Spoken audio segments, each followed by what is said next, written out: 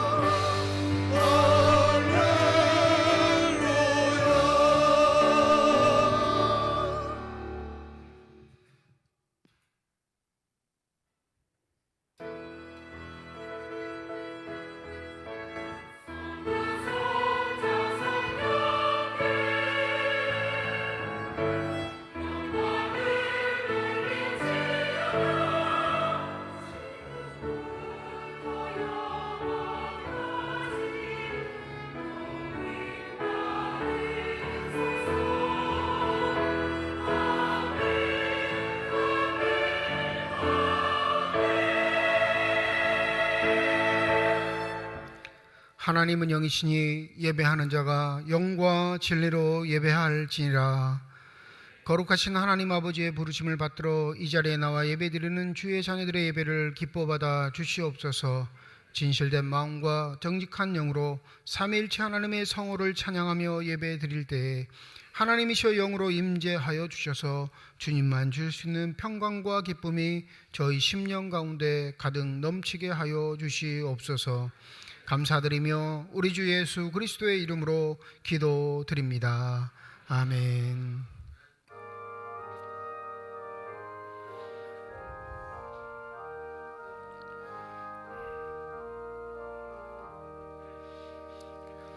멸류관 벗어서 주 앞에 드리세. 저 천사 기쁜 노래가 온 땅에 퍼지네. 내 혼악 깨어서 주 찬송하여라. 온 백성 죄를 속하신 만왕의 왕일세. 멸류관 벗어서 주 앞에 드리세. 그 손과 몸의 상처가 영광 중 빛나네. 하늘의 천사도 그 영광 보고서 고난의 신비 알고자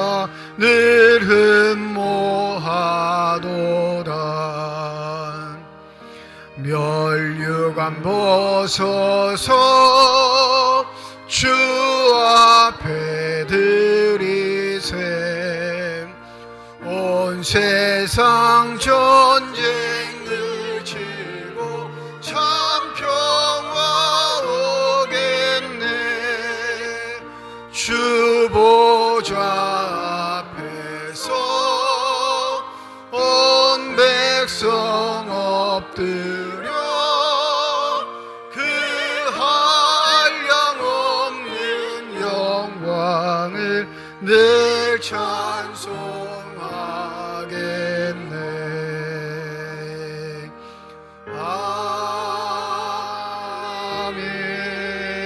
아멘.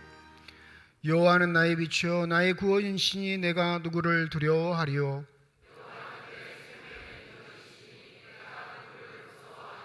악인들이 내 살을 먹으려고 내게로 왔으나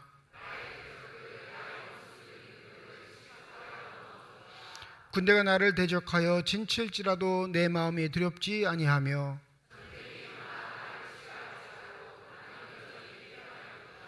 내가 여호와께 바라는 한 가지 일 그것을 구하리니 곧 내가 내 평생에 여호와의 집에 살면서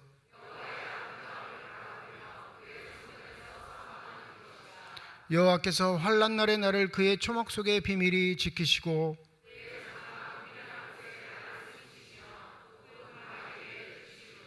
이제 내 머리가 나를 둘러싼 내 원수 위에 들리리니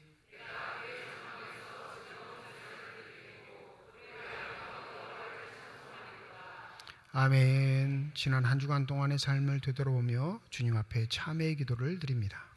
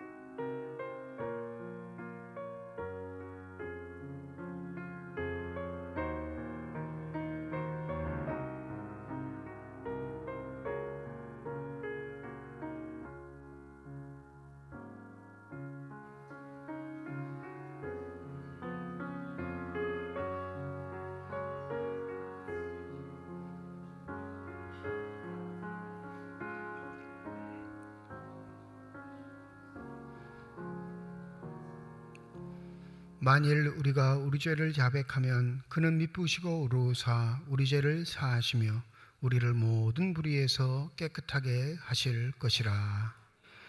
나는 전능하신 아버지 하나님 천지의 창조주를 믿습니다. 나는 그의 유일하신 아들 우리 주 예수 그리스도를 믿습니다.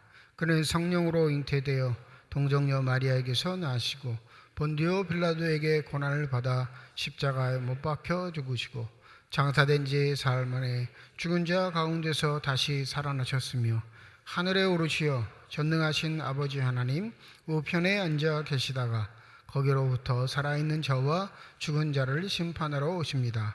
나는 성령을 믿으며 거룩한 공교회와 성도의 교제와 죄를 용서받는 것과 몸의 부활과 영생을 믿습니다. 아멘.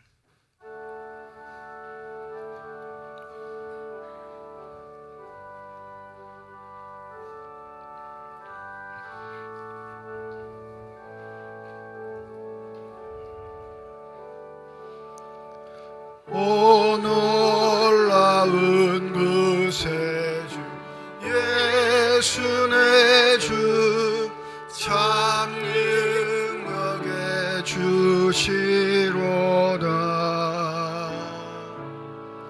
큰 바위 및 안전한 그곳으로 내 영혼을 숨기시네. 메마른 땅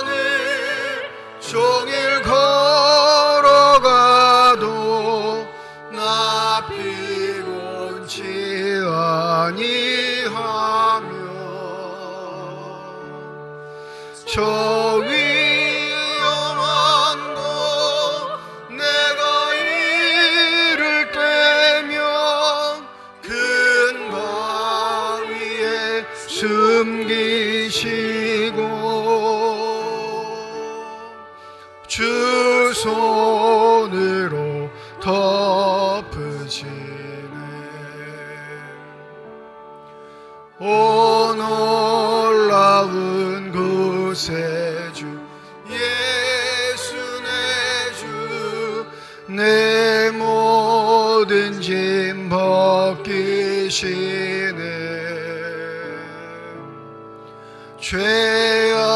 죄악에서 날 끌어올리시며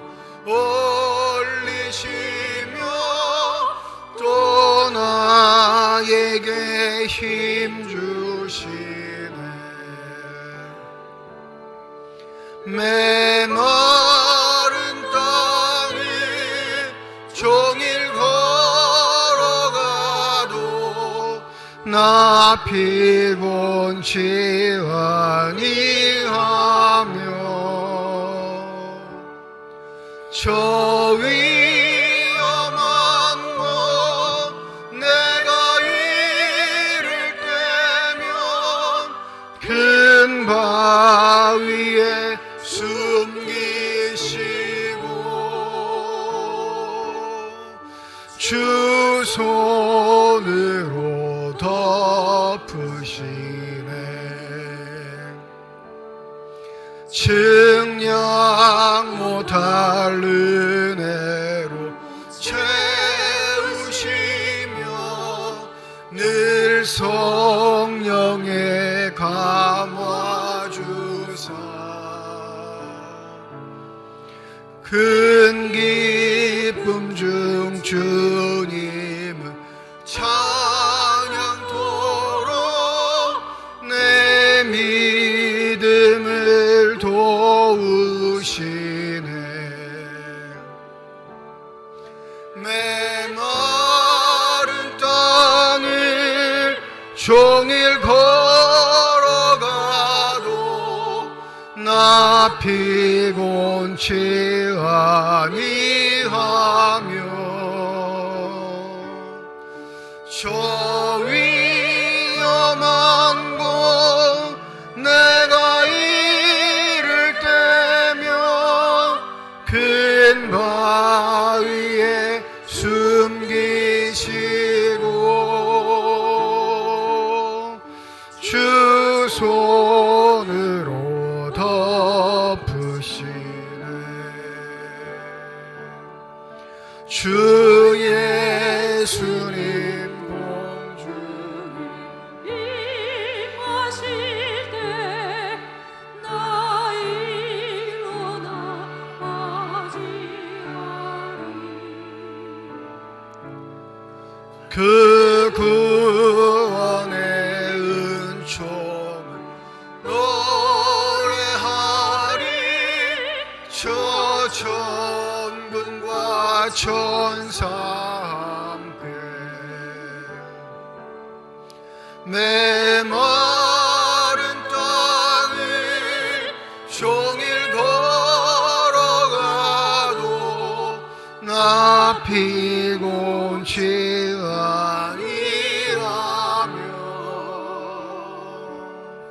저 위험한 곳 내가 이를 때면 큰 바위에 숨기시고 주 손으로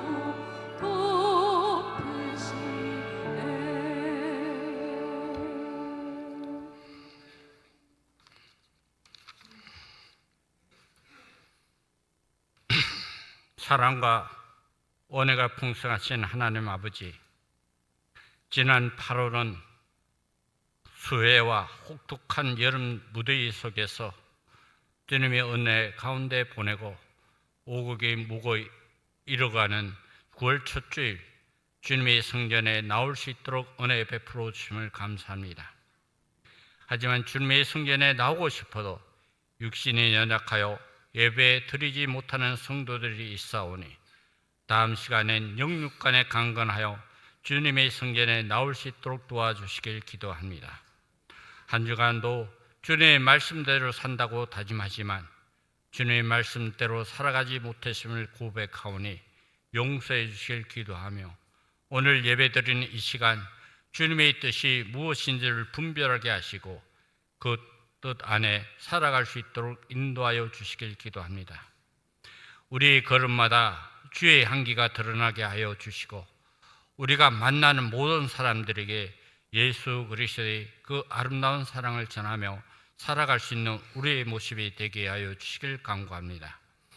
하나님 아버지, 이 나라의 이민족을 지켜주시고 이 정부가 국민들의 모든 뜻을 잘 받들어 꼭 성공할 수 있게 도와주시고 통일의 그날을 앞당기며 법에 의한 다스려질 뿐 아니라 힘들고 연약하고 소외된 사람들 잘 품으며 이 나라가 이 정부가 될 수 있도록 인도하여 주시길 기도합니다. 오늘은 총회 주의를 지킵니다.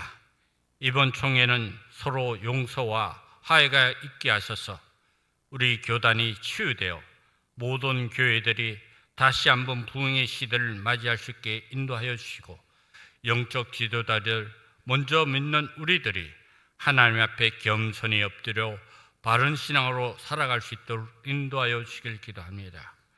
그래야 이 시대의 부흥의 그 놀라운 경험을 할 수 있도록 인도하여 주셔서 젊은이들이 교회를 떠나지 않게 하시고 세상에 희망이 없다고 하는데 교회에서 힘을 찾게 하여 주시길 기도합니다. 또 우리 교회에서 가을 노회를 개최할 예정입니다. 준비하는 손길마다 은혜 주셔서 이번 노회가 성노회가 되게 하시고 우리 교회 학교를 사랑하여 주셔서 부흥하게 하시고 그들이 한국교회와 우리 교회를 이끌어가는 지도자들이 되길 원합니다. 그리고 병상에서 하나님 앞에 눈물로 기도하는 우리의 연약한 성도님들이 주님의 손으로 안수하여 주셔서 병상에서 일어나게 하시고 용기를 허락하여 주셔서 하나님의 만져주심과 고쳐주심에 놀라운 기적의 역사를 경험할 수 있도록 하나님께서 인도하여 주시길 기도합니다. 세계 각지에서 선교하시는 선교사님들의 건강함과 가정의 평안함을 주셔서 마음껏 주님의 말씀을 선포하시는 선교사님들이 되게 은혜 내주시길 기도합니다. 오늘 목사님을 통하여 주님의 말씀이 선포될 때마다 은혜 받게 하시고 그 말씀을 통해 이 험한 세상을 이겨나갈 수 있는 힘과 용기를 허락하여 주시길 기도합니다. 시온 찬양대의 찬양이 우리에게는 은혜 넘치 하시고 그 찬양이 오직 주님만이 영광 받아 주시길 기도합니다. 오늘 주일을 위하여 보이지 않는 곳에서 봉사하는 봉사자들에게 주님의 은혜가 충만하실 기도하며 오늘도 주의 말씀 가운데 묵상하며 앞으로 나아가길 원합니다. 말씀 가운데 하나님이 그 놀라운 은총을 경험하는 이 시간이 되게 하시고 언제나 우리를 사랑하시는 예수 그리스도의 이름으로 기도드립니다.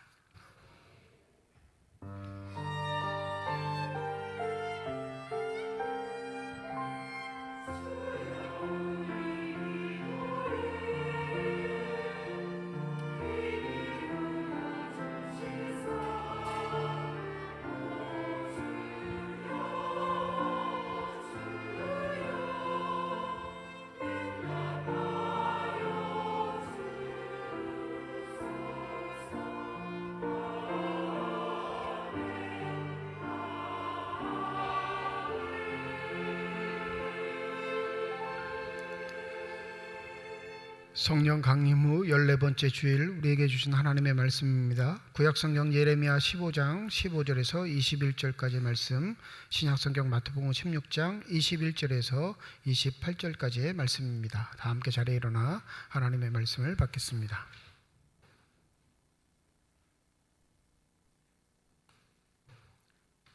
오늘 우리에게 주시는 하나님의 말씀입니다.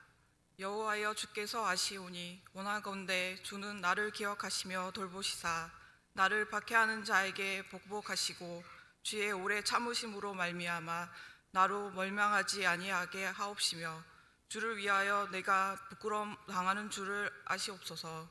만군의 하나님 여호와시여 나는 주의 이름으로 일컬음을 받는 자라.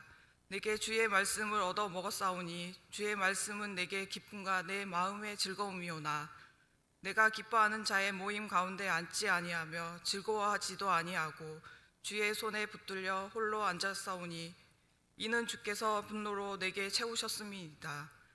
나의 고통이 계속하며 상처가 중하여 낫지 아니함은 어찌 됨이니까. 주께서는 내게 다하여 물이 말라서 속이는 시내 같으시니까.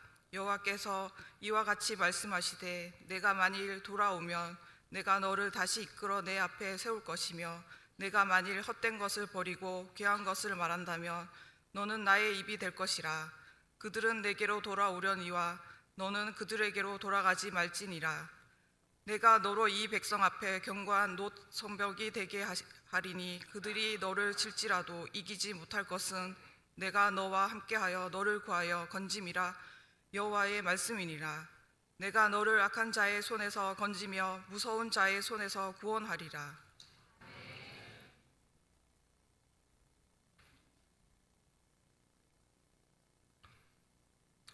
이때로부터 예수 그리스도께서 자기가 예루살렘에 올라가 장로들과 대제사장들과 서기관들에게 많은 고난을 받고 죽임을 당하고 제3일에 살아나야 할 것을 제자들에게 비로소 나타내시니 베드로가 예수를 붙들고 항변하여 이르되 주여 그리 마옵소서.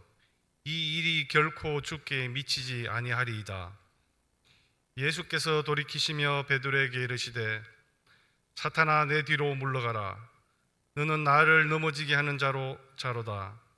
내가 하나님의 일을 생각하지 아니하고 도리어 사람의 일을 생각하는도다 하시고 이에 예수께서 제자들에게 이르시되 누구든지 나를 따라오려거든 자기를 부인하고 자기 십자가를 지고 나를 따를 것이니라.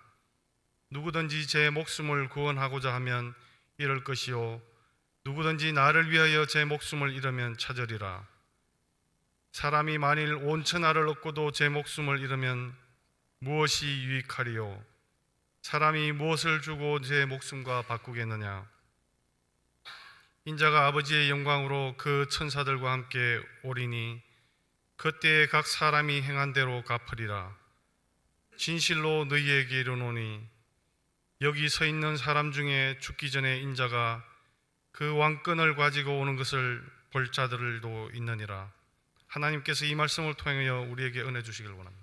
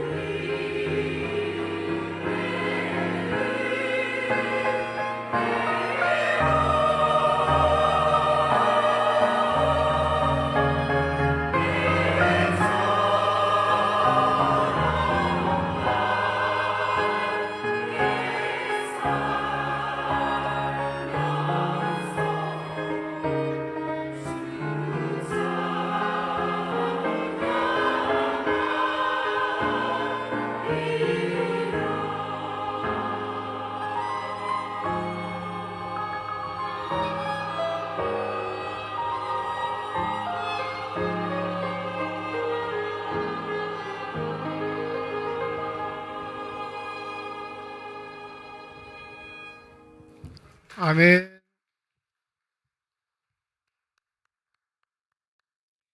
기도하겠습니다.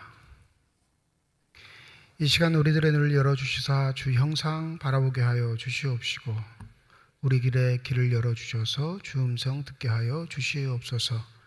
닫혀진 우리의 심령의 문이 성령의 은혜 가운데 활짝 열려지게 하여 주셔서 하나님 아버지 마음속에 품고 계시는 기쁨과 평안과 만족이 넘치는 복된 시간이 되게 하여 주시옵소서.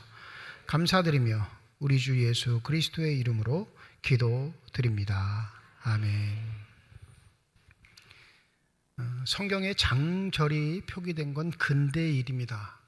사본이긴 하지만 유대인들 예수님 당시 이후 초대교회 사람들도 마찬가지죠.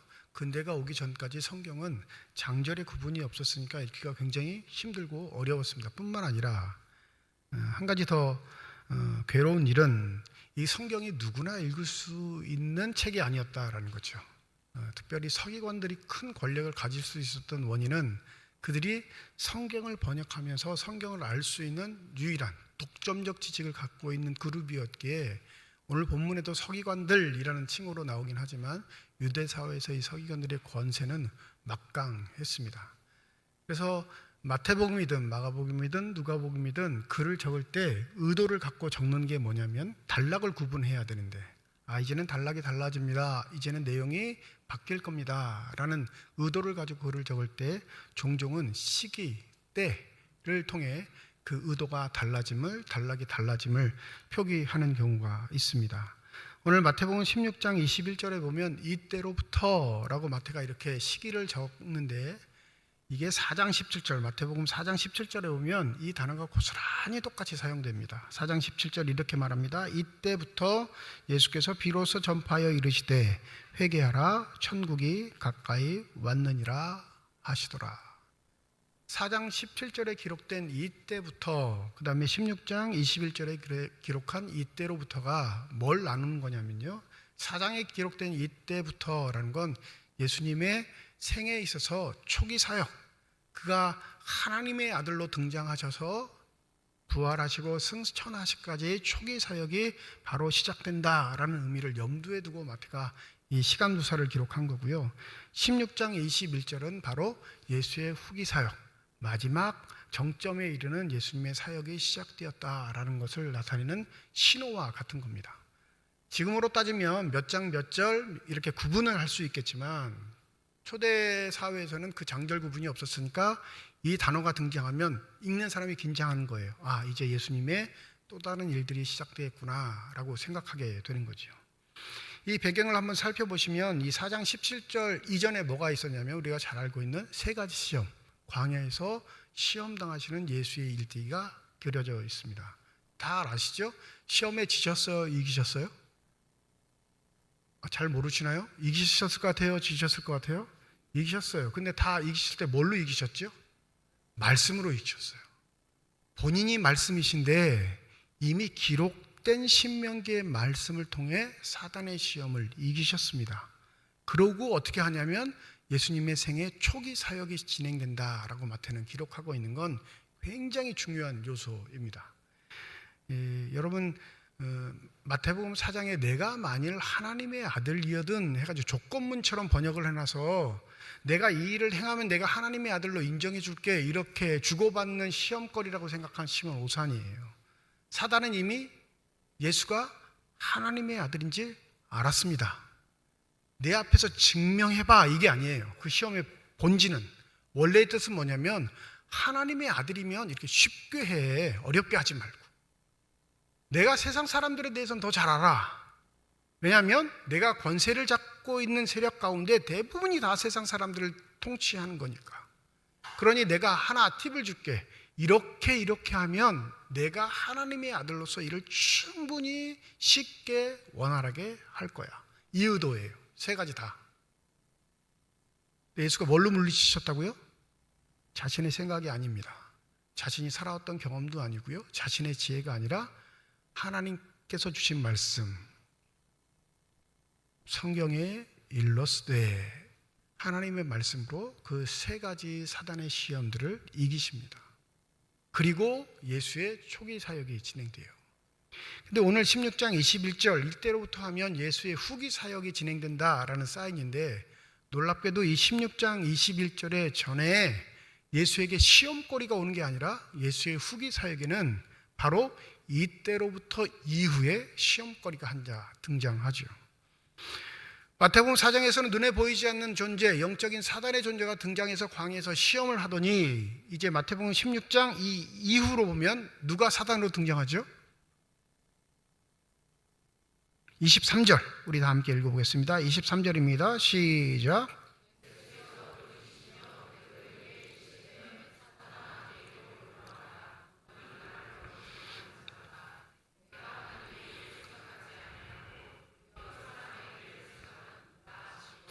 눈에 보이지 않던 존재가 이제는 후기 사역에 있어서 눈에 보이는 존재, 그것도 자신의 가장 가까운, 자신에게 가장 지극한 사랑과 정성을 베풀었던 수제자라고 여기는 베드로가 사단의 존재인 것처럼 예수는 선언을 하십니다.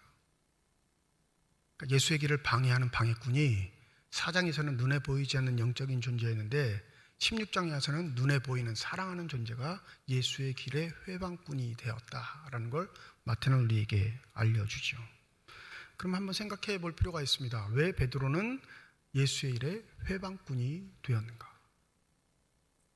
뿐만 아니라 베드로의 이 사건을 한번 기억해 보시며 저와 여러분도 생각하셔야 했겠죠. 나는 예수에게 회방꾼인가? 예수를 지지하는 지지자인가? 이 지난주에 설명드렸듯이 설교했듯이 이 16장 바로 전단락, 오늘 본문 전단락 무슨 얘기죠? 신앙 고백이 있었고 그 신앙 고백을 한 베드로, 그 삶 위에 내가 교회의 기초석이 되고 든든한 반석이 되어서 너 위에 교회가 세워질 거야. 그 교회는 베드로 네 교회가 아니라 누구의 교회예요?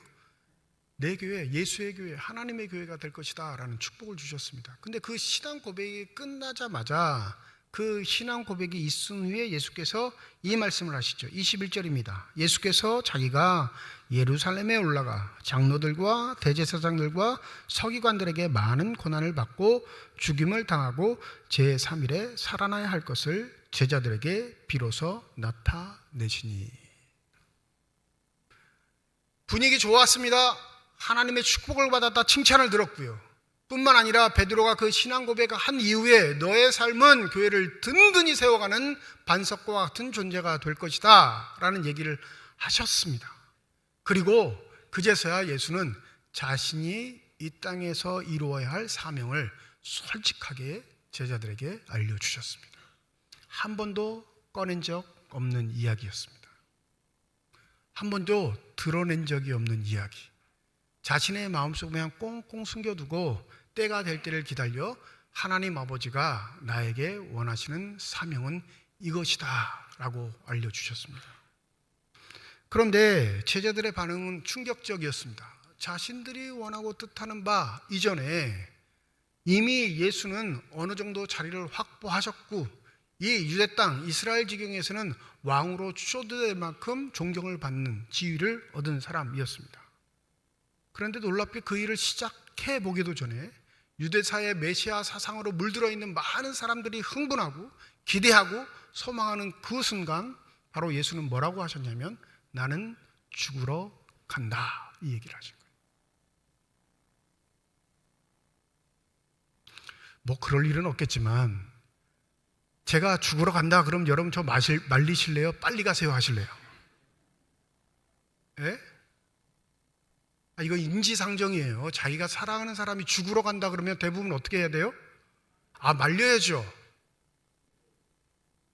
요즘 경찰이 참 좋은 일 많이 한다고 자체 홍보를 해요. 그것도 좀 민망한 일인 것 같긴 해요, 솔직히. 그런데 워낙 경찰에 대한 인식이 안 좋아서 그런지 이렇게 조그만 비디오 클립으로 종종 이렇게 인터넷에 올라올 때가 있습니다. 지난주에 봤던 영상 중에 한 가지는 대구에서 벌어진 일인 것 같은데 지방이었어요. 다리 위, 대교 위를 걸어가는 경찰차 항상 이 블랙박스가 있으니까 지나가는데 저는 아주 눈을 크게 뜨고도 안 보이던데 이 다리 위 난간 위에 엉엉 울면서 서 있는 청년을 경찰이 본 거예요. 네. 경찰차가 그냥 지나간 겁니다. 지나가면서 봤어요. 여러분 같으면 돌아오실래요? 계속 갈 길 가실래요? 에이, 뭐 또 갈 길 가실 거면서 뭐 주저하세요.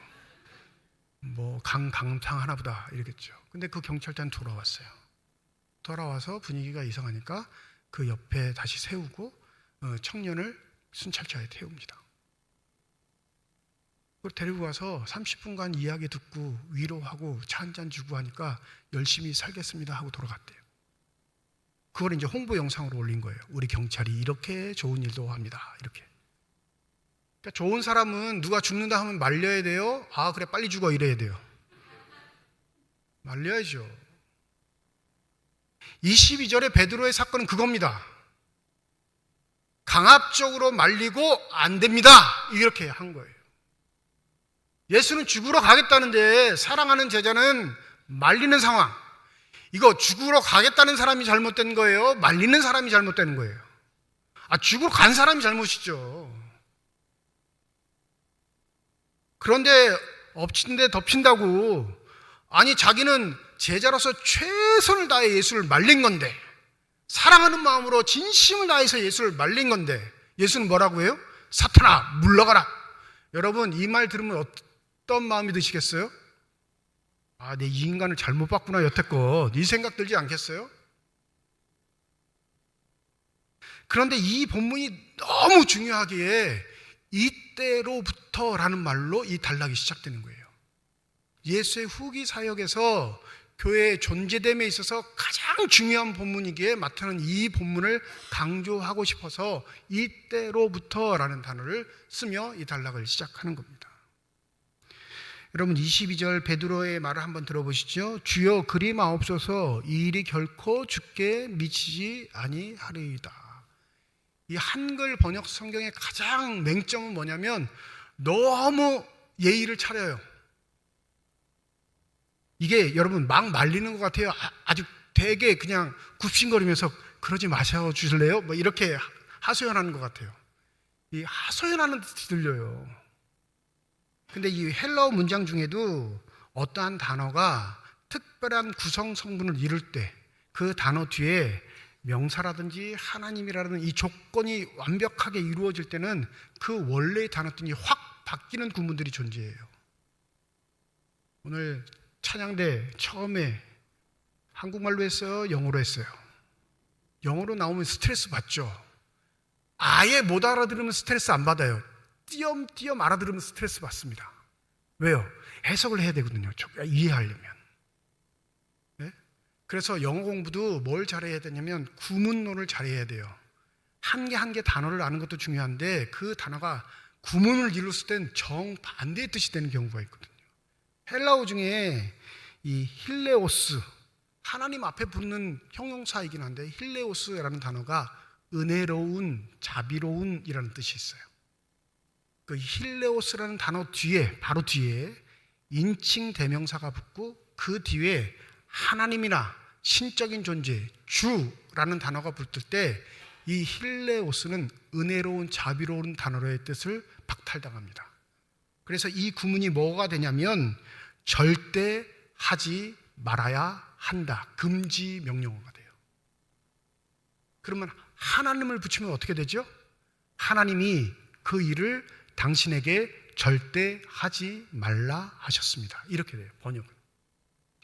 그러니까 베드로가 22절에 주여 그리 마옵소서, 이 일이 결코 주께 미치지 아니하리라, 이 말은 원문 그대로 원색적으로 번역을 하면 주님 그리 마옵소서, 하나님의 뜻이 그것은 아닙니다.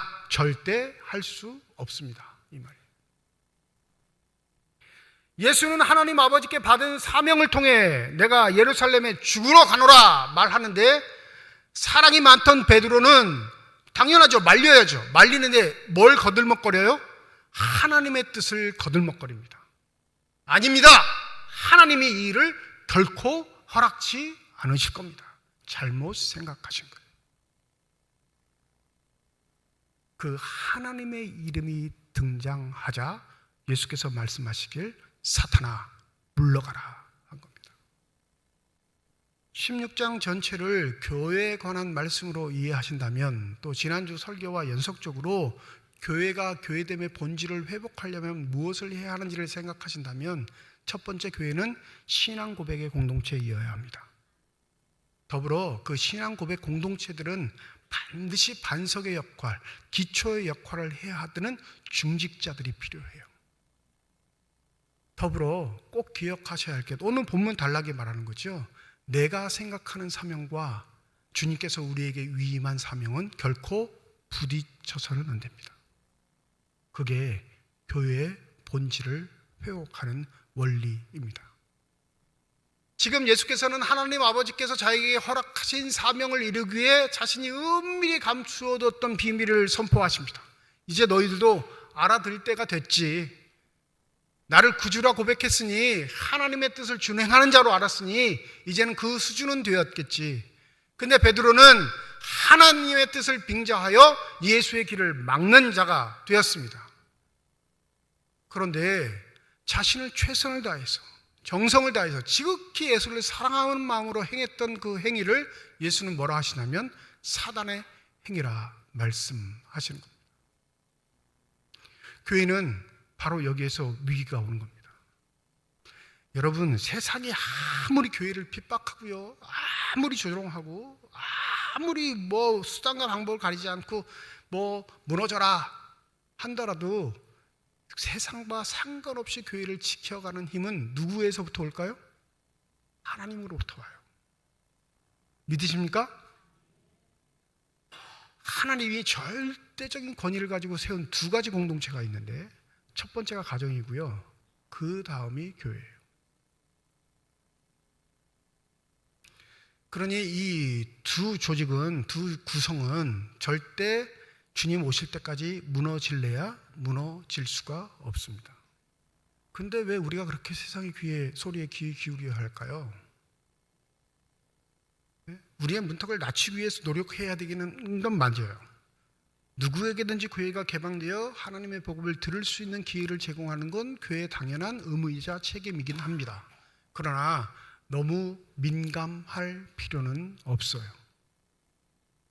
제가 전에도 한번 말씀드렸죠. 코로나 이후의 교회의 대책 10몇 권을 사서 읽어봤어요. 다 무슨 소리 하냐면 사회의 소리에 귀 기울이자 이거예요. 네? 소통하자 이겁니다. 네? 상식적인 교회가 되어가자 이 얘기를 하는 건데 너무 그거에 민감할 필요는 없다고 저는 생각해요. 여러분, 교회를 무너뜨리는 건 세상이 아니라요, 교회 내에 있는 사람들이 교회를 무너뜨려요. 믿으십니까? 아멘 안 하고 싶죠? 왜 그러세요? 우리는 교회를 지키는 사람인데 자꾸 무너뜨린다고 말하냐. 여러분, 21절에 힌트가 있어요. 예수 그리스도께서 자기가 예루살렘에 올라가 장로들과 대제사장들과 서기관들에게 많은 고난을 받고 죽임을 당하고 제3일에 살아나야 할 것을 제자들에게 비로소 나타내시니라. 예수의 사형 선고는 유대인이 내렸나요? 로마인이 내렸나요? 로마의 권세를 잇고 통치하고 있는 빌라도가 사형 선고를 내린 겁니다. 정치적으로는, 사회적으로는 예수를 죽인 게 유대인이 아니에요. 근데 예수는 자기의 목숨을 해한 사람이 빌라도라 칭하지 않고 누구라고 칭해요? 장로들, 대제사장들, 서기관들이라 말합니다. 한번 살펴보죠. 장로들은 누구죠? 보이지 않는, 기록되지 않는 유대인의 율법적 전통을 계승하고 해석하고 적용하는 권한이 있는 사람들입니다. 그러니까 기록된 율법보다 더 무서운 존재들, 기록된 율법 이상을 지켜야 하는데 그것을 가르치고 훈육하고 적용하고 꾸짖는 사람들은 이 장로들이었어요. 쉽게 말하면 로마 제국 치하에서 유대인의 정신을 지켜온 유일한 존재들이 바로 장로들입니다. 대제사장들은요, 이들은 무슨 권한이 있죠? 백성의 죄를 사할 수 있는 권한을 누구에게서 받았어요? 하나님에게서 받은 사람들. 서기관들은요, 서론에 말씀드렸죠, 율법을 필사하고 이것을 전파하는, 쉽게 말하면 하나님의 말씀의 정보를 독점적으로 갖고 있던 세력. 죽기는 빌라도에게 죽었는데 예수는 누구 때문에 죽으러 간다 말씀하셔요?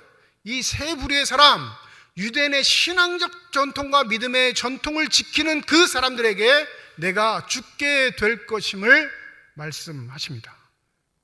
여기에 교회가 존속하는 여부에 신비가 포함되어 있는 거예요. 베드로가 예수의 길을 막자 사탄아 내 뒤로 물러가라. 너는 하나님의 일을 생각하지 않고 사람의 일을 생각하는구나 라고 선언하신 건, 베드로같이 행하는 건 곧 교회를 어떻게 한다는 거예요? 무너뜨리는 일이라는 거죠. 의도는 압니다. 나타내는 표징들은 알아요. 너가 나를 사랑해서 아껴서 귀하게 여겨서 이렇게 하는 일은 아는데, 그 일을 할 때 뭘 빙자했죠? 하나님이 원하시지 않는 일입니다 라고 외치고 예수를 막았단 말이에요. 그 교회 존폐는 하나님의 뜻과 하나님의 뜻이 부딪힐 때 일어나는 거예요. 하나님의 뜻을 빙자해서 내 욕망과 야망을 채우는 사람들이 존재하는 교회, 하나님의 뜻을 그럴듯하게 위장하여 경건의 모양을 가지고 내가 하나님의 뜻을 준행하는 자란 채 하며 살아가는 사람들, 그 사람들이 교회를 결국엔 야금야금 갉아먹고 교회를 무너뜨리는 존재로 등장하게 되는 겁니다. 그러니 교회가 교회다움을 잃지 않으려면 여러분 반드시 기억하셔야 할 것, 예수가 그토록 마음속에 새겼던 하나님께 받은 사명, 하나님께서 허락하신 일, 하나님께서 뜻하시는 일들을 지우지 않는 교회가 온전한 하나님의 교회로 이루어갈 줄 믿습니다. 예수는 이걸 양보하지 않았어요. 이 부목사 때는 담임 목사 비유만 맞추면 롱런 할 수 있어요. 네. 쉽게 말하면 눈치 빠르면 오래 있을 수 있습니다. 근데 이 눈치 본다는 게 한 가지 뭘 들게 만드냐면 목사로서의 자존감을 깎아먹을 때가 있어요. 네. 제가 서울에서 부목사 할 때 권사님들이 제일 좋아하는 부목사 중에 한 명이었거든요. 왜 좋아했을까요? 네? 할머니들이 좋아하는 이유가 뭐가 있겠어요? 부탁하면 다 들어주거든. 차 빼주세요 그러면 차 빼줘, 주차해주세요 그러면 주차해줘, 배추 사러 가요 그러면 같이 차 몰고 배추 사러 가고. 네? 김장철 다가오잖아요. 배추 사는 전문이었었어요. 몇 호 어느 집이 가락시장에서 배추 잘 파는지, 좋은지. 네? 그런 거에 목사의 자존심이 무너지지 않아요, 절대. 근데 언제 무너지냐면 목사가 목사를 대우하는 일에는 자존심이 무너질 때가 많았습니다.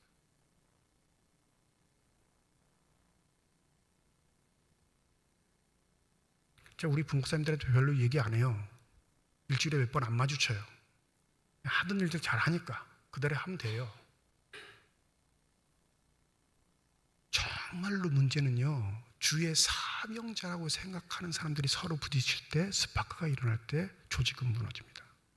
교회는 하나님의 뜻이라는 명령하에 서로 으르렁거리갈 때 급격하게 무너져요.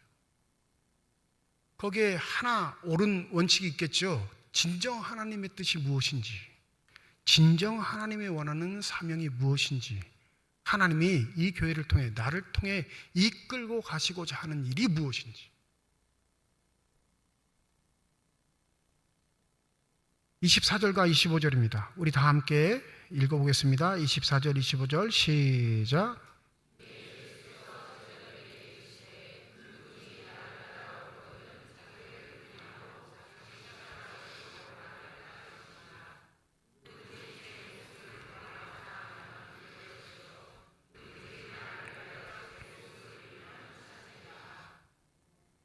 예수가 모델이 되어서, 예수가 모범이 되어서, 예수가 기준이 되어서 사명 중에 자기가 죽는 자, 그 자가 바로 하나님의 사명을 준행하는 자다, 이렇게 선언합니다.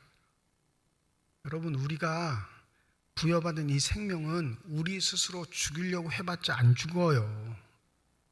생명의 메커니즘이 하나님이 우리를 창조하셨을 때 시간의 흐름에 따라 우리의 모든 세포들이 점점 줄어서 죽은 상황을 만들어 놓으셨지만 시간을 이렇게 단면도로 딱 쪼개놨을 때 그 상황마다 사람은 살려고 발버둥 치는 존재입니다. 그러니까 생명이 이어지는 거죠. 신앙도 마찬가지예요. 내가 살면 사는 것처럼 여겨지겠지만 신앙의 입장에서는 내가 살면 누가 죽을까요? 하나님께서 맡기신 나의 사명 죽는 거예요.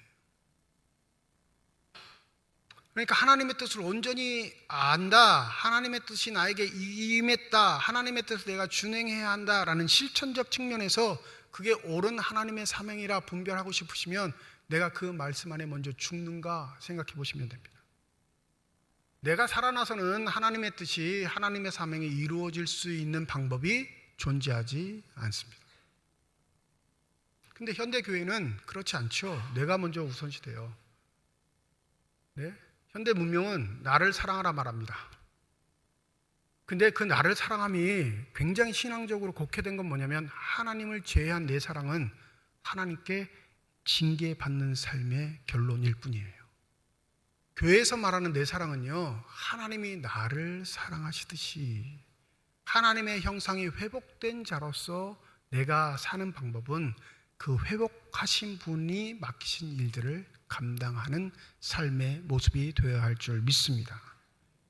그래서 마태복음 7장 13절 너무나 잘 아시죠? 좁은 문으로 들어가라. 멸망하러 인도하는 문은 크고 그 길이 넓어 그리로 들어가는 자가 많고 생명으로 인도하는 문은 좁고 길이 협착하여 찾는 자가 적음이라. 한 가지 생각해 보실 게 있어요. 왜 로마 제국의 압제를 당하고 있는 상황에 자신을 죽인 존재가 로마 제국의 왕들, 통치자들, 지도자들이라 말하지 않고 왜 신앙을 지켜왔던 믿음의 선진들이 예수를 죽인다 선언하셨을까? 하나님의 뜻을 준행한다 하면서 자기의 입속을 채우는 자들, 그 자리에서 권력을 휘두르며 백성들을 점점점 영적으로 어둡게 만드는 그 자들, 이 일을 통해 하나님은 하나님의 뜻이 무엇인지 아들을 통해 명확하게 드러내시는 것입니다. 여러분, 사단의 일은 확연하게 구분되는 것도 있지만 희미해서 하나님의 일처럼 보이는 것도 많아요. 예수는 후기 사역에서 바로 그걸 꼬집으시는 거예요. 하나님의 일처럼 보일 거야. 하나님의 일을 하는 사람처럼 여겨질 거야. 가장 존경받는 위치에서 하나님의 이름을 거듭먹거리면서 너희들의 신앙을 인도하는 자로 여길 거야. 그런데 아니, 그들이 양의 탈을 쓴 늑대라는 것을. 그게 어떻게 증명되는지 아니? 나를 죽임으로 저들이 하나님의 뜻을 배반하는 자로 살아간다는 걸 너희들이 알게 될 것이다. 바울이 디모데에게 목회적 권면을 한 디모데 전후서에 종말에 관한 이야기가 몇 군데 나옵니다. 우리가 잘 알고 있는 디모데후서 3장에 이렇게 말하지요. 그대는 이것을 알아두십시오. 말세에는 어려운 때가 올 것입니다. 그런데 5절에 뭐라고 하냐면 겉으로는 경건하게 보이나 경건함의 능력은 부인할 것입니다. 그대는 이런 사람들을 멀리 하십시오. 자신이 원하는 것들을 경건의 모양으로 치장하는 사람들이 교회 안에 등장하기 시작할 거라는 거예요. 사람들은 자기를 사랑하며 돈을 사랑하며 뽐내며 교만하며 하나님을 모독하며 부모에게 순종하지 아니하며 감사할 줄 모르며 불경스러우며 무정하며 원한을 풀지 아니하며 비방하며 절제가 없으며 난폭하며 선을 좋아하지 않으며 배신하며 무모하며 자만하여 하나님보다 쾌락을 더 사랑하는 자. 이들이 교회에서는 경건한 자로 인정을 받는데요. 무섭지 않으세요? 그래서 말세에 이런 일들이 어디서 생긴다고요? 세상에서? 아니요, 교회에서. 하나님의 사명이라 가장하고 자기를 사랑하는 자, 하나님의 일이라 여기면서 자기를 드러내는 자, 미워하고 질시하고 서로 시기하는데 겉으로는 하하하 안녕하세요 나는 당신을 사랑합니다 모양만 그럴듯하게 갖춘 자. 그런 자들의 삶의 특징이 경건의 능력은 부인한다는 건 말세에 하나님의 심판이 있을 때 그 경건의 모양이 어떻게 된다는 거예요? 다 발겨벗겨지고 하나님의 선택을 받을 수 없다는 심판의 말씀입니다. 여러분, 우리를 부르심은 신앙 고백 위에 우리의 믿음 하나하나가 교회의 돌이 되어서 아름답게 세워가게 하시는 하나님의 놀라우신 뜻이 있는 줄 믿습니다. 교회는 거기에서 멈추는 게 아니라 온전한 하나님의 뜻을 준행하는 사명자로서의 삶이 있다는 사실을 잊지 마세요. 저 어릴 때만 해도 하나님께 기쁨을 드리고 싶습니다. 하나님의 사명자로 살고 싶습니다 하면 대부분 어디 가라 그랬나요? 야, 너 신학교 가서 목사해. 이게 전부였어. 그러니까 이게 뭘 나누었냐면요, 목사나 선교사나 전도사는 사명자고 일반 교인들은 그러지 않아도 된다는 이 사고방식을 새기게 만들었습니다. 사명이 똑같아요. 저와 여러분은 다르지 않아요. 믿으십니까? 아멘. 아직도 안 하시는 분 계죠. 사명이 똑같아요. 저와 여러분은. 하나님께서는 한 가지 사명만 주셨습니다. 뭐요? 우리의 삶을 통해 하나님을 기쁘시게 하는 것, 하나님을 영화롭게 하는 것, 하나님의 뜻을 준행함으로 우리가 하나님의 자녀로 나타내 보이시는 것. 단지 그 사명의 자리가 다른 거예요. 저는 교회에서 일하게 하셔서 목사로 세우신 것, 여러분은 여러분 삶의 자리에서 직업을 통해 섬기는 일을 통해 내 손길과 발길을 통해 하나님의 사명자로서 살게 하셨다는 사실을 잊지 마시기 바랍니다. 근데 그게 성공하지 못하면 그 사명에 순응하지 않고 내 뜻을 행하려고 하니까, 사람의 가치 판단으로 그것을 평가하니까 하나님의 뜻과 내 뜻이 부딪히는 어리석은 일들이 벌어지게 되는 겁니다.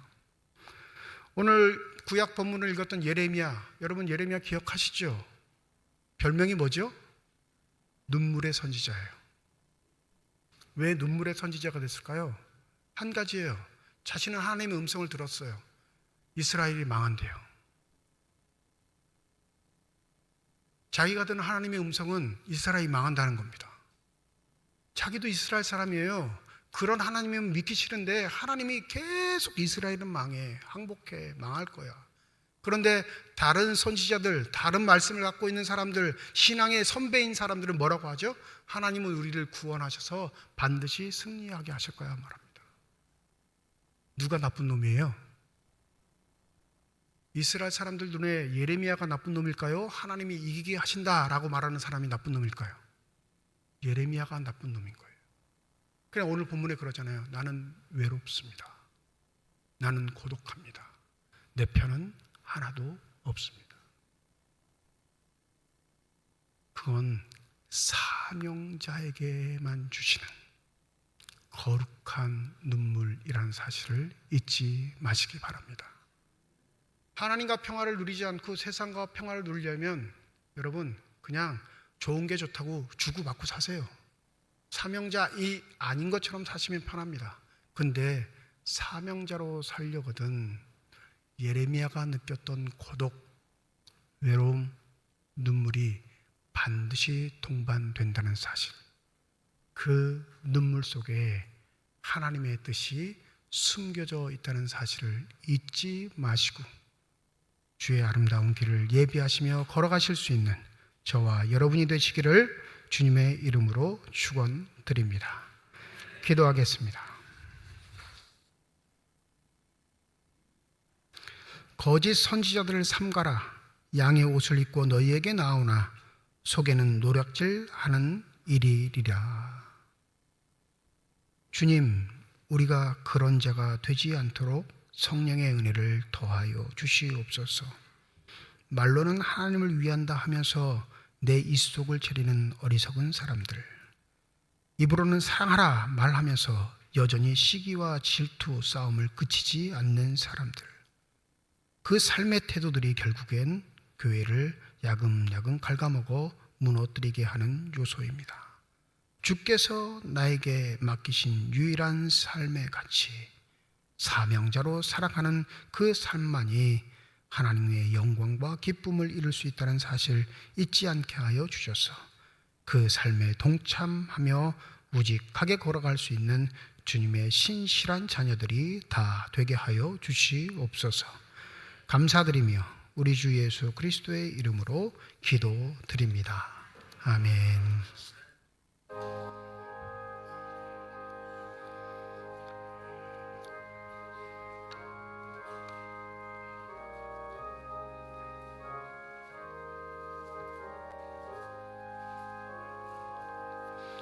너의 마음에 슬픔이 가득할 때 주가 위로해 주시리라.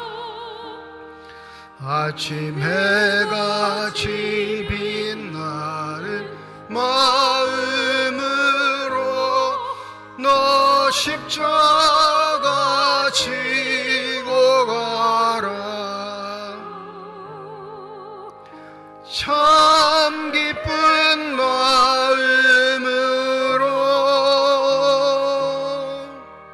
십자가 지고 가라.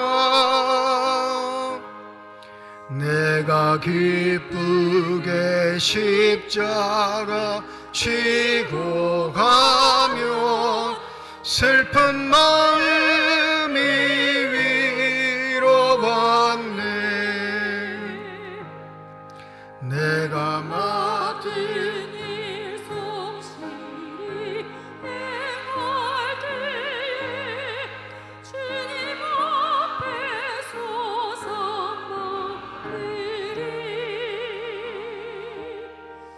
주가 베푸신 은혜를 감사하며 너 십자가 지고 가라. 참 기쁜 마음으로 십자가 지고 가라. 내가 기쁘게 십자가 지고 가면 슬픈 마음이 위로받네. 김동규 장로님 가정에서, 서태호 장로님 가정에서, 이준락 집사님 가정에서, 방인숙 권사님 가정에서, 조수동 집사님 가정에서, 윤정일 집사님 가정에서 건축 헌금 드리셨습니다. 하나님 아버지 은혜와 사랑을 진심으로 감사드립니다. 거룩한 주일 주의 전에 나올 수 있는 여건과 형편 허락하여 주시고 나올 때 빈손으로 나오지 아니하고 주 앞에 드릴 수 있는 예물 있게 하심을 감사드립니다. 하나님께 드려진 이 예물이 하나님의 이름으로 아름답게 쓰이게 하여 주시어서 하나님의 이름으로 심겨지게 될 때 30배, 60배, 100배의 결실을 통해 여전히 우리를 통해 일하고 계시는 하나님의 권세와 능력만 아름답게 나타나는 복된 예물이 되게 하여 주시옵소서. 예물을 드릴 때에 기도의 제목을 담아 드리는 손길과 가정 주께서 아십니다. 우리의 기도에 응답하시는 하나님, 우리의 삶의 자리에 찾아와 우리와 함께하여 주시옵시고 어떤 때라도 좌절하거나 절망하지 않도록 믿음의 복을 충만하게 우리에게 더하여 주시옵소서. 때때로 우리의 삶의 자리에 찾아오는 여러 가지 사건들, 또 여러 가지 어려운 형편들 때문에 우리의 심령이 위축될 때가 있음을 솔직하게 고백합니다. 그럴 때 우리를 도와주시고 위로하시고 함께 하시는 하나님의 은혜도 있음을 잊지 않게 하여 주셔서 어떠한 경우에도 주님 바라보는 것 멈추지 않게 하여 주시옵시고 믿음으로 우직하게 우리를 인도하시는 그 예수의 발자국을 따라 승리할 수 있는 복된 삶들이 다 되게 하여 주시옵소서. 주의 몸된 교회와 하나님의 나라를 위해 수고하고 헌신하는 많은 일꾼들이 있습니다. 보이는 곳에서 보이지 않는 곳에서 수고하고 헌신하는 저들을 축복하실 때 먼저는 성령이 충만함 더하여 주셔서 한결같게 하여 주시옵시고 진실되게 하여 주시옵시고 겸손하게 주님의 일을 행하는 귀한 사람들이 되게 하여 주시옵소서. 그리하여 그들을 통해 주님의 교회가 날로 성장케 하여 주시옵시고 주님께서 인정하시며 기뻐하시는 교회로 우직하게 서갈 수 있는 복된 은혜가 있게 하여 주시옵소서. 병상에 누워있는 환우들, 또 그 환우들을 돌보는 가족들을 지켜보아여 주시사 주의 능력의 손길, 피 묻은 손길로 환부에 안수하여 주실 때 저들의 질병과 고통과 아픔이 깨끗이 시험받게 하여 주시옵시고 강건하여져 더욱더 주님을 잘 섬길 수 있는 믿음의 사람들만 되게 하여 주시옵소서. 우리에게 허락하신 자녀들을 축복합니다. 믿음의 아들딸들 삶의 길을 함께 하여 주셔서 좌로나 우로나 치우치지 않게 하여 주시옵시고 그들이 거처하는 곳이 그 어디이든지 간에 하나님의 손길이 함께함을 잊지 않고 믿음으로 아름답게 성장할 수 있는 복된 삶들이 다 되게 하여 주시옵소서. 감사드리며 우리 주 예수 그리스도의 이름으로 기도드립니다. 아멘. 우리 함께 인사하겠습니다. 하나님의 축복이 여러분과 함께. 네, 감사합니다. 우리 옆에 분과 인사하시죠. 하나님의 축복이 옆에 계신 분과 함께. 네, 오늘 새 가족으로 등록해 주신 분이 계십니다. 우리 오유경 씨, 자리에서 잠깐 일어나 주실까요? 네, 우리 박수로 환영하도록 하겠습니다. 네, 감사합니다. 자리에 앉으시고요. 구역은 동해 구역이 되겠고요. 여전도에는 6여전도입니다. 우리 잘 챙겨주셔서 교회생활 잘 하실 수 있도록 도와주시면 감사하겠습니다. 오늘 오후 찬양 예배에 있는 주일입니다. 오후 여전도회 헌신 예배로 모입니다. 우리 오후 여전도회 회원들 다 참여해 주시고 또 많은 분들 참여하셔서 함께 마음을 모두고 하나님께 예배 드리시기를 부탁을 드립니다. 다음 주일 예배는 1부, 2부 예배로 모이고요. 2부 예배 후에 각 기관 원례회로 모입니다. 우리 각 기관 원례회 잘 진행될 수 있도록 준비해 주시면 감사하겠습니다. 9월 24일 주일 오전 11시 교회에서 예배 모이지 않고요. 매년 저희 9월 마지막 주에 야외 예배드리죠. 작년에 드렸던 시스포빌 야외 광장에 모여서 하나님께 예배를 드립니다. 좀 안타까운 건 주일 예배에 비해 얼마 오지 않으셔서 조금 안타깝긴 한데 여러분 쉬시라고 야외 예배 드리는 게 아니라 장소만 옮기는 거예요. 장소만. 그러니까 24일 날 다른 약속 잡지 마시고 야외 예배 꼭 참석하셔서 예배도 드리시고 함께 교제를 나누시면 감사하겠습니다. 매년 그러했듯이 행사 경품을 찬조받습니다. 냉장고 될까요? TV 돼요? 네. 요새 좀 상여금도 받으시고 하셨으면 너무 과한 것 말고요. 누구나 받아도 기분 좋을 만한 것, 그리고 아무것도 못 받아서 속상하지 않도록 경품 하나씩 하나씩 야외 예배 전까지 사무실로 찬조를 해주시면 우리 안수집사에서 행사를 준비하시고 진행하시거든요. 예쁘게 준비하셔서 오신 분들 다 받을 수 있도록 하게 될 겁니다. 여러분들 행사에 경품 찬조 많은 협력을 또 부탁을 드립니다. 2023년 하반기 장학생 명단 주보에 기재된 대로 이렇게 알려드립니다. 올해는 장학위원회에서 전반기 장학생들 하반기 1년 동안 이렇게 지원하기로 해서 전반기 장학생들이 고스란히 또 하반기 장학금을 받게 됐습니다. 우리 장학헌금을 해주신 모든 교우분들께 감사드리고 혹여 자녀들에게 좋은 일이 있거나 또 축하할 일이 있으면 여러분 장학헌금도 해주셔서 우리 자녀들, 우리 학생들이 좀 혜택을 받으실 수 있도록 협력해 주시면 감사하겠습니다. 9월부터 구역 모임 재개합니다. 우리 구역장님들, 구역 식구들 잘 마음을 맞추셔서 구역 모임 진행될 수 있도록 해주시고 곧 대신방 일정 발표하게 될 겁니다. 그래서 미리 구역 모임 하시면서 언제 우리는 대신방 받을까 이렇게 상의하시면 좋겠고요. 가능하시면 등록하신 새 가족들이 꼭 신방을 받을 수 있도록 구역장님들 좀 힘을 써주시면 또 협력을 해주시면 감사하겠습니다. 제가 온 지 7년 됐는데 7년 동안 안 받는 분은 계속 안 받고 받는 분은 계속 받아요. 그럼 이게 무슨 일이 벌어지겠어요? 아는 사람들은 계속 알게 되고 모르는 사람은 계속 모르게 됩니다. 그러니까 구역 전체가 다 신방을 원하거나 그렇지 않더라도 구역장님도 어려워하지 마시고 받는 가정 중심으로 신방 계획을 잡아주시고 가능하시면 새 가족들은 꼭 포함될 수 있도록 그렇게 협력해 주시면 감사하겠습니다. 하반기 주간 성경 공부 모임 오늘까지만 신청을 받습니다. 지난주 나눠드린 신청서 꼭 작성하셔서 오늘까지 내주시면 날짜와 시간들 게재하도록 하겠습니다. 김영가 안수집사님 내일부터 토요일까지 한 주간 여름 휴가를 보냅니다. 잘 다녀오실 수 있도록 여러분 기도해 주시고 또 주보에는 기재되지 않았는데 제 공문이 너무 오래전에 와가지고 깜빡했습니다. 이번 주 수요일부터 금요일까지 남성교회 연합회 전국대회가 우리 하이원 리조트에서 있습니다. 수요일부터 금요일까지인데요. 우리 교회에서는 지용수 장로님, 김동주 장로님 두 분 참석하십니다. 잘 다녀오실 수 있도록 여러분 기도해 주시면 감사하겠습니다. 또 지난 주간에 우리 정승원 성도님, 이가영 성도님 가정에 어머니 별세하셔서 장례를 마치셨습니다. 또 여러분들 장례 위로 조문에 감사해서 오늘 점심시간에 떡과 과일을 준비해 주셨는데 오늘 두 분 예배 참석하셨죠? 잠깐 좀 일어나 주실까요? 네, 보시고 이따 식사하시면서 위로해 주시고 격려해 주시면 되겠습니다. 앉아주시면 되겠습니다. 이제 다 함께 자리에 일어나셔서 결단 찬양 하나님께 드리겠습니다.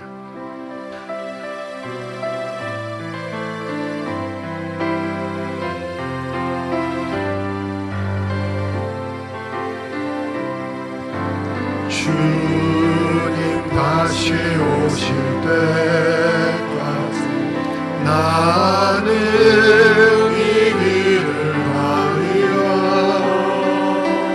좁은 길 나의 십자가 지고 나의 가는 나는 주님을 보리라. 영광의 내 주님 나를 받아주시니 주님 다시 오실 때까지 나는 일어나 달려가리라. 주의 영광 온 땅 덮을 때 나는 일어나 노래하리. 내 사모하는 주님 온 세상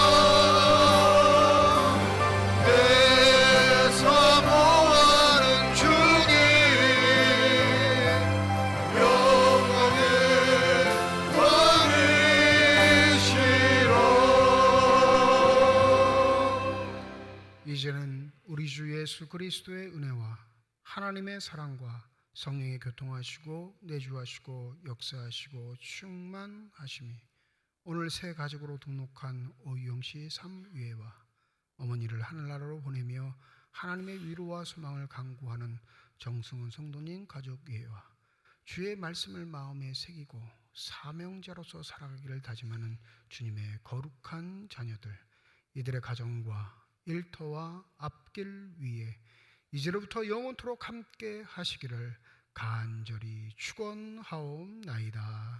아멘.